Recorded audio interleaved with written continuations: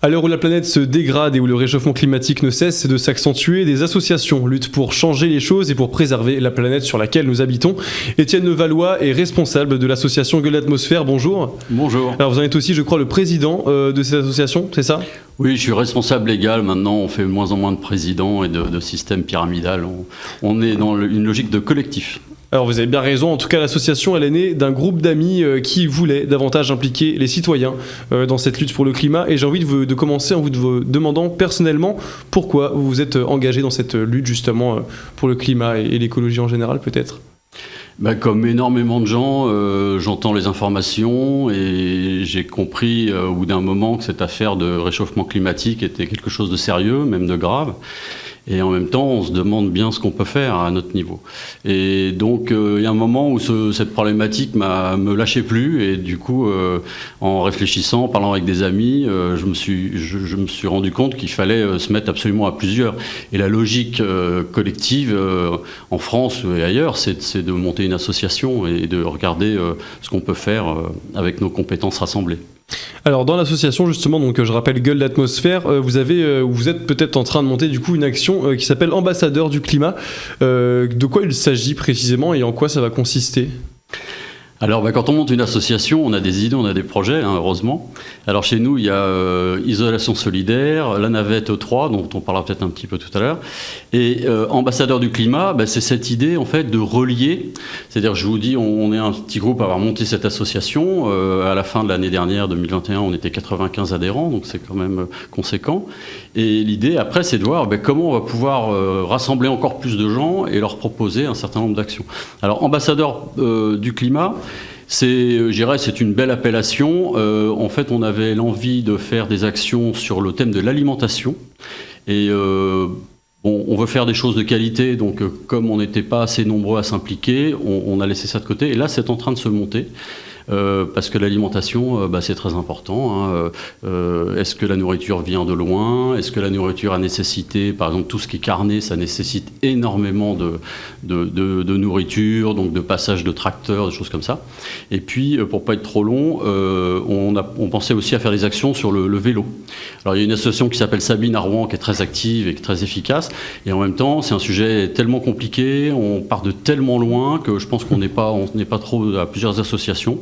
Mais voilà, aujourd'hui, le projet n'est pas monté. Mais c'est ça, cette idée d'ambassadeur du climat, c'est d'aller rencontrer les commerçants, d'aller rencontrer les jeunes dans les universités, dans les lycées, de dialoguer et puis de faire passer des idées, quoi.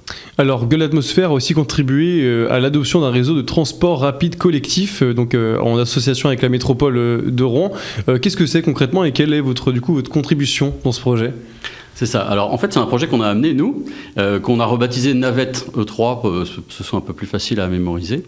On a, à Sotteville-lès-Rouen, un ingénieur qui est aujourd'hui à la retraite, mais encore très, très dynamique, qui a inventé ce concept, en fait, d'avoir un peu sur le mode, les Normands connaissent le mode de transport Philor, qui fait partie du réseau Astuce, mais là, avec ce qu'on appelle la technologie du temps réel. C'est-à-dire qu'en gros, vous avez besoin d'aller un soir, de Biorel à Barentin ou à Buchy. Il n'y a pas de réseau direct et puis l'horaire ne vous permet pas non plus d'utiliser les transports en commun classiques. À ce moment-là, vous pouvez prendre cette navette qui est dimensionnée. Alors, on est en train de travailler dessus. Le projet n'est pas arrêté complètement, mais mettons qu'à 9 places. Et vous pouvez du coup, grâce à cette technologie du temps réel, vous avez cette navette qui vient devant chez vous au bout de quelques minutes et qui vous emmène à votre destination, qui va prendre un petit peu plus de temps que si vous preniez votre voiture, parce que sur le trajet, un peu sur le mode du covoiturage, elle va déposer des gens, elle va en prendre d'autres, elle va faire quelques détours qui seront limités, parce que sinon vous allez mettre 3 heures pour faire votre trajet. Et en fait, ça, c'est quelque chose qui n'existe pas et qui permettrait de lâcher une bonne partie de l'autosolisme. Parce que vous savez sans doute qu'aujourd'hui, il y a 1,3 personne par déplacement et par véhicule. C'est-à-dire, en gros, on est pratiquement tout seul tout le temps dans nos voitures. Et donc, d'avoir une navette qui soit efficace, qui nous permette de... Alors en plus, vous ne prenez pas d'amende, vous n'avez pas de problème de parking, vous pouvez dormir pendant le trajet, enfin voilà. Il y a tout un nombre d'avantages. Et financé par la métropole, ça permettrait d'avoir aussi un tarif tout à fait compétitif. moins cher que celui de la voiture individuelle.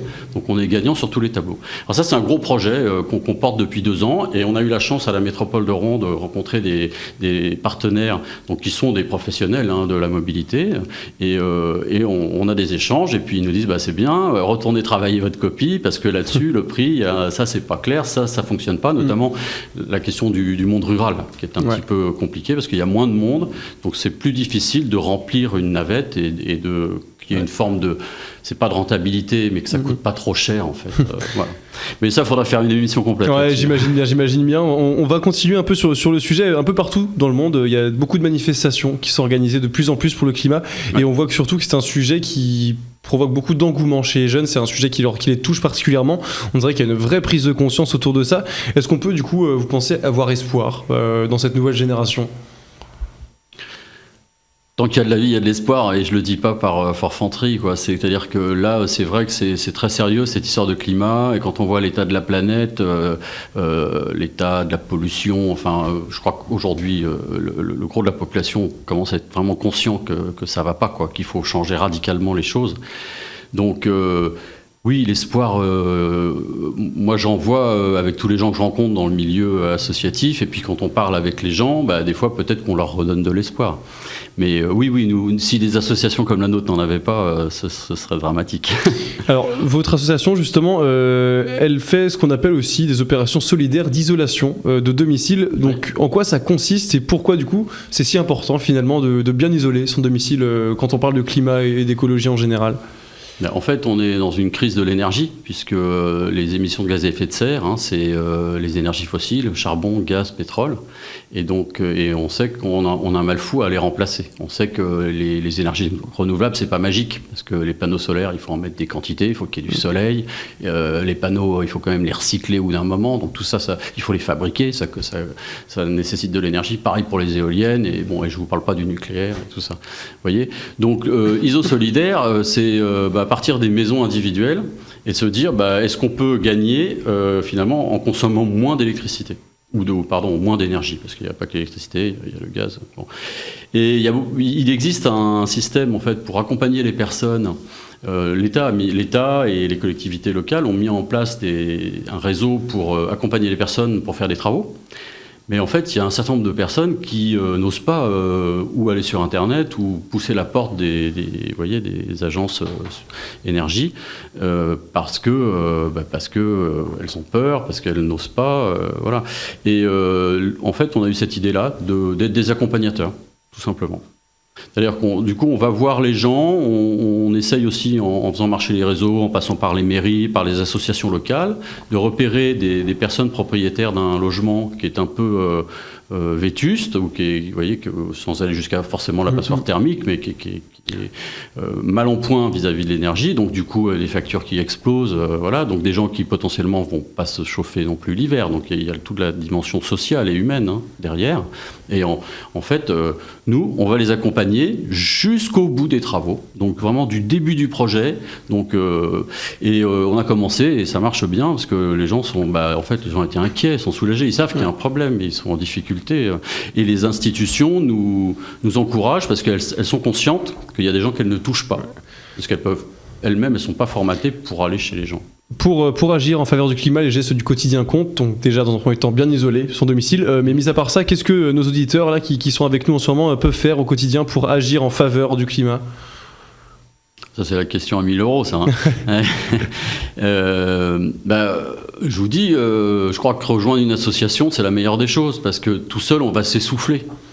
On va tourner en rond, on va culpabiliser, si vous voulez. En fait, en général, c'est souvent le même processus. Les gens, quand ils découvrent ces questions-là, alors ils se disent, faut plus que je consomme, faut plus que j'achète des choses neuves, parce que quand elles sont fabriquées, ça nécessite, c'est responsable d'émissions de gaz à effet de serre. Et faut plus que je me déplace, faut plus que, vous voyez ce que je veux dire. Et en fait, c'est la sinistrose, quoi. C'est super dur. Alors, quand on est, comme j'essaye de l'expliquer depuis le début de cette émission, quand on est en collectif, on pose des objectifs, on fait des diagnostics, on fait des analyses, et en fait, l'idée, c'est d'améliorer le système. C'est pas forcément de revenir à la bougie ou quelque chose dans ce goût-là. Et bon, en tout cas, pour mettre un peu notre pierre à l'édifice, on peut commencer par vous rejoindre. Votre association Gueule d'Atmosphère. Il y a plein d'informations et d'actu super intéressantes sur votre site. Donc, je vais le mentionner, gueuledatmosphère.org. Également un numéro, le 06 38 46 20 11. Merci beaucoup, Étienne Devallois, d'avoir été avec nous dans cette émission.